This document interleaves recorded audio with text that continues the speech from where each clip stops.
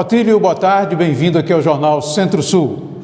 Boa tarde, Erivan, boa tarde a todos os nossos amigos telespectadores da TV Centro-Sul Pix. Para mim é uma alegria estar novamente aqui para a gente conversar um pouco sobre as coisas que estão acontecendo aí no nosso país e no mundo. Você fala bem, nosso país e no mundo, mas a economia brasileira particularmente, ela parece ser alvo aí de várias armas apontadas para o Brasil. Como é que você está vendo? Muito bem, Erivan, para a gente entender o que acontece hoje no mundo, a gente tem que colocar assim, o contexto da globalização. O que é isso? É o nível de integração econômicas que atingiram as nações, né? Isso, por um lado, foi propiciado pelo desenvolvimento dos meios de comunicação, da tecnologia, da ciência, né? Que permitiu as trocas comerciais no mundo inteiro. E hoje, assim, dentro daquele conceito do Thomas Merton, que nenhum homem é uma ilha, né?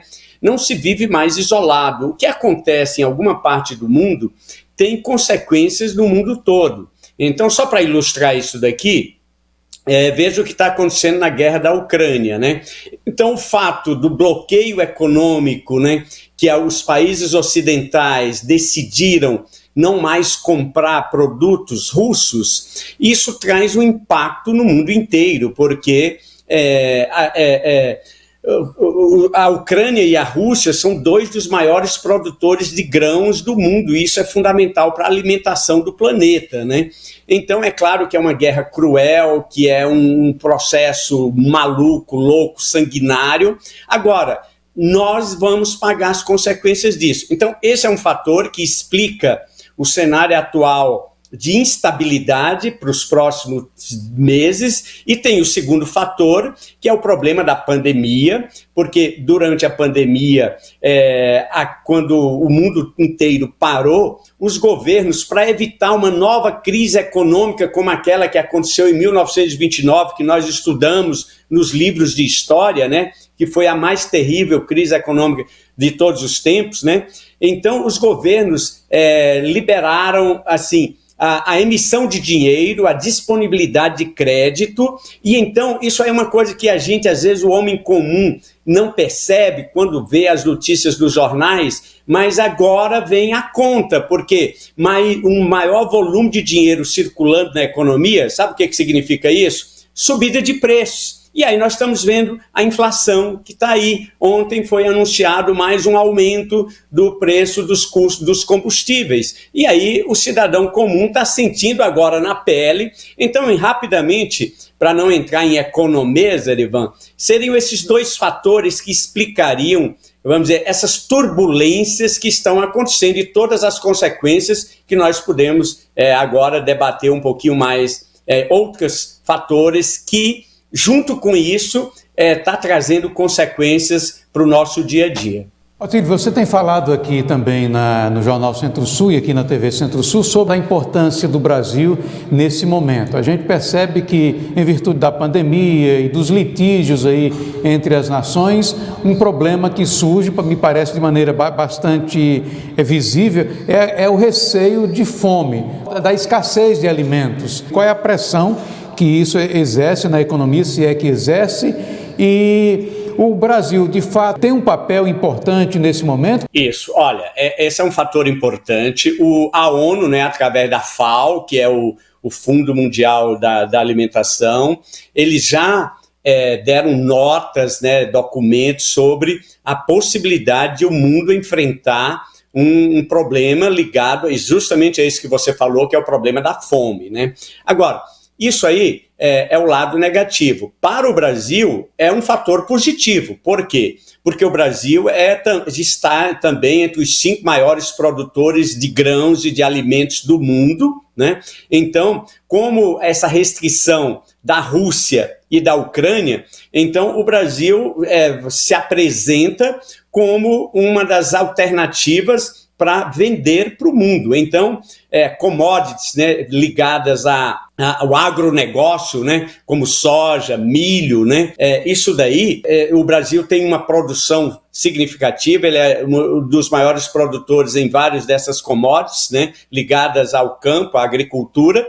Então, o Brasil vai ganhar com isso. Esse é um fator que atenua, minimiza os efeitos negativos, embora assim, uma recessão mundial, né, que é uma possibilidade que está colocada na mesa hoje, no horizonte, né, o mundo vir a enfrentar uma outra recessão mundial. É claro que o futuro ninguém sabe o que pode acontecer, mas à luz das evidências que nós temos hoje, então, num eventual cenário de uma recessão mundial, esse fator que você menciona, que o Brasil é um dos maiores produtores de alimentos do mundo, né? Por exemplo, frango, carne, soja, milho, e o mundo vai precisar de alimentos, né? Graças à produtividade brasileira, né, do agronegócio, que se tornou uma das mais produtivas e eficientes do mundo, o Brasil alcançou um papel de destaque e uma posição muito importante no cenário econômico mundial. Isso por si só não vai resolver o problema, né? Mas para a economia brasileira é um fator positivo, né? Porque quando as empresas ligadas ao agronegócio vendem mais para o exterior, entra mais dólares aqui, circula mais dinheiro e aí tem um efeito atenuante nesses fatores que nós acabamos de mencionar, que estão ocasionando uma possível crise mundial. Como é que está o setor financeiro nesse momento? Como é que você vê aí esse setor e qual é a relevância que ele ocupa no momento atual? A questão toda, Erivan, é que nós vivemos num livre mercado onde, bom, apesar dos pesares e de todos os problemas, mas o livre mercado ainda é o melhor sistema econômico da história, né?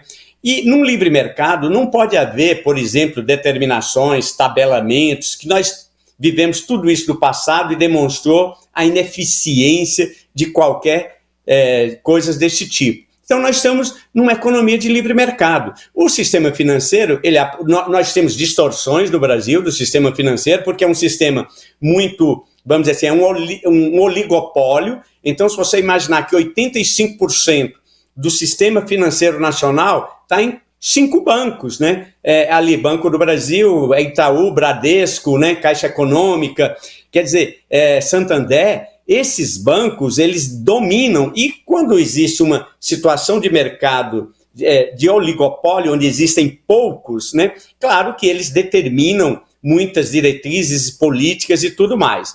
Agora, o problema também do sistema financeiro é que os juros, né, que às vezes também se coloca o sistema financeiro como vilão. Olha, o problema não é o sistema, nesse aspecto aí, não é o sistema financeiro. O problema é o governo, que gasta mais do que arrecada, apesar que nesse governo houve uma redução do estoque da dívida pública, que se imaginava que iria explodir e caiu. Se imaginava que o Brasil hoje está num patamar em torno de entre 60% e 70%.